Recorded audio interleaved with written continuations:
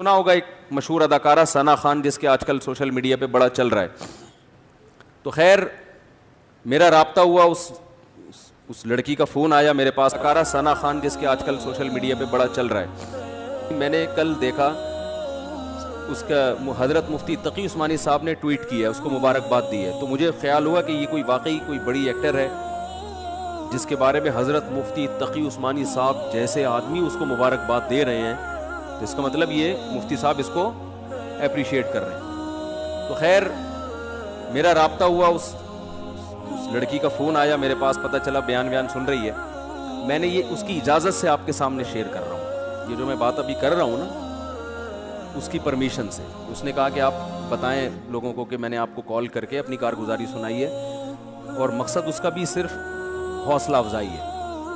तो उसने मुझे बताया कि पहली बात तो ये कि मेरे ऊपर कतअन किसी किस्म का कोई दबाव नहीं है जिसकी बेस पे मैं तौबा करके बॉलीवुड को मैंने छोड़ा है। उसने बताया कि पहली बात, मुझ पे कोई किसी किस्म का दबाव नहीं है, क्योंकि उस पर इल्जामात लग रहे हैं, मौलवियों ने उल्लू बनाया, मौलवियों ने बेवकूफ़ बनाया, ये किया वे किया। पहली दफ़ा तो बेचारी का मुझसे राब्ता हुआ है ठीक है ना।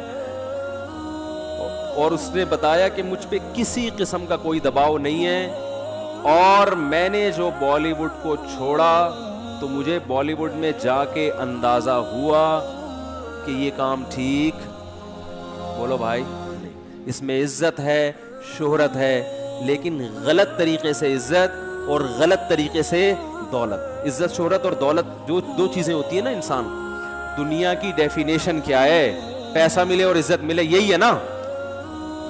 अरे जब हम कहते हैं अल्लाह ने फलां को बड़ा नवाजा है, हिंदू कहते हैं भगवान ने फलां को बहुत नवाजा है, तो क्या मतलब? भगवान ने फलां को इज्जत भी बहुत दी है और पैसा भी।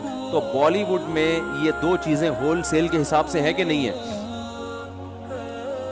शोहरत भी और रोकड़ा भी। उसने बताया कि एक एक रिबन काटने के ठीक ठाक पैसे मिल जाते हैं, सिर्फ इफ्तिताह करना है ना कहीं जाके सिर्फ। तो उसने बताया कि एक रिबन काटने के इतने पैसे, इन इफ्तिताह करके भी फलां एक्ट्रेसेस आई हैं और माशाल्लाह हमारे यहाँ। तो उसने कहा मैं उम्रा करने गई इन्हीं पैसों से, लेकिन मेरे दिल में खलश थी कि मैं अल्लाह के घर भी हलाल पैसों से नहीं आई।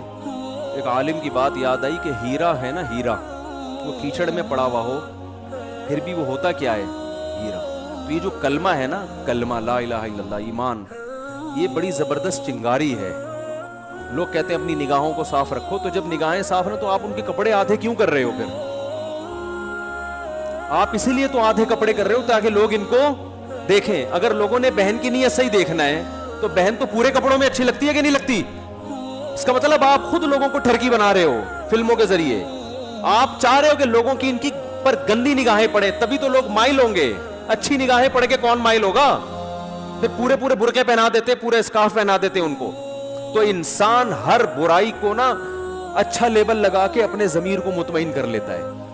शराब पीने वाला शुरू में मानता है कि ये बुरी चीज है, लेकिन फिर वो लेबल लगाता है कि यार ये डिप्रेशन खत्म होती है, इससे स्ट्रेस खत्म होती है। ओ भाई, ये स्ट्रेस खत्म करने के और दर्जनों तरीके हैं। सो जाओ, वजह तलाश करो, नफ्सियाती डॉक्टर के पास चले जाओ। कोई डॉक्टर दुनिया में ऐसा नहीं है जो डिप्रेशन में शराब लिख के दे, ये हीरोइन लिख के दे।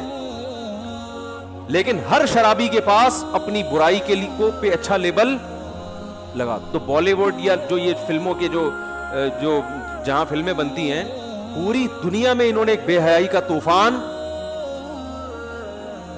खड़ा किया हुआ है। घरों में जो फैमिली सिस्टम तबाह किया है, उसमें इन फिल्मों का हाथ है या नहीं? कितने नौजवान जो फिल्मों के आदी हैं वो कहते हैं हमें अपनी बीवी अच्छी नहीं लगती, क्योंकि वो स्टेज पे और उन्होंने ऐसी ऐसी चीजें देख ली होती हैं एक्ट्रेसेस की शक्ल में, उनके अधूरे लिबास, उनको अपनी वो देसी औरतें समझ में आई ही नहीं है। और ये औरतें उन जैसी बन नहीं सकती, क्योंकि इसके लिए बहुत ज्यादा हयालेस होना पड़ता है। उसके लिए मीडिया क्या कह रहा है? औरत में कॉन्फिडेंस पैदा करो। कॉन्फिडेंस नाम है कॉन्फिडेंस, लेकिन असल में वो कह रहे हैं इनमें हया को, अरे बोलने पर पाबंदी है, हया खत्म। देखो हर बुराई पे लेबल अच्छा लगाया जा रहा है ना। कॉन्फिडेंस होना अच्छी बात है, बेहया होना अच्छी बात नहीं है, लेकिन हया पूरे कपड़ों में है। औरत पूरे कपड़ों में भी कॉन्फिडेंस से बात कर सकती है, लेकिन कॉन्फिडेंस की तारीफ यह की गई कि आपको किसी के सामने न्यूड होते हुए कोई हिचकिचाहट नहीं होनी चाहिए। आपको अधूरे लिबास में जरा भी एक जो जिसको कहते हैं ना हेजिटेशन नहीं होनी चाहिए। आपको जरा भी आपको शर्म नहीं आनी चाहिए। आपकी मर्जी पूरे कपड़े पहनो, आधे कपड़े पहनो। और भाई इसको बेहयाई कहते हैं। इसका मतलब आपने शर्म और हया निकाल दी, लेकिन इसको नाम क्या दिया जा रहा है? कॉन्फिडेंस। बहुत मुश्किल है समझाना।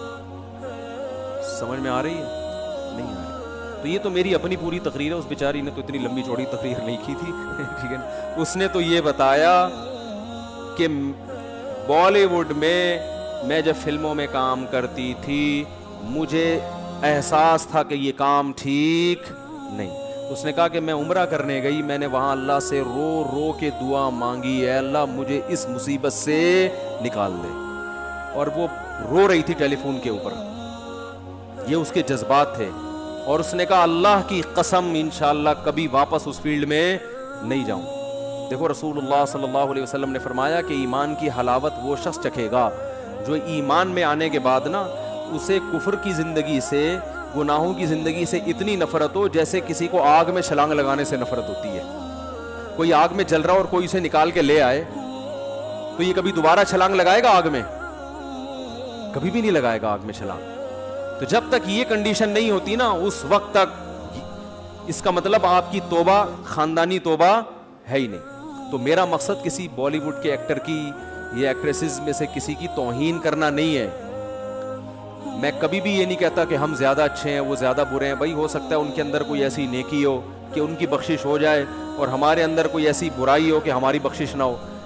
हमारा तो सिर्फ गेटअप है ना, अंदर का हाल तो अल्लाह ही जानता है। तो मैं कभी भी ये मकसद नहीं है कि किसी अदाकार का मैं मजाक उड़ाऊं या मैं उसकी तौहीन करूं या मैं कहूं ये लाजमी जहन्नम में ही जाएगा। ये तो क़यामत के दिन तो तराजू जो अमाल है ना तोले जाएंगे।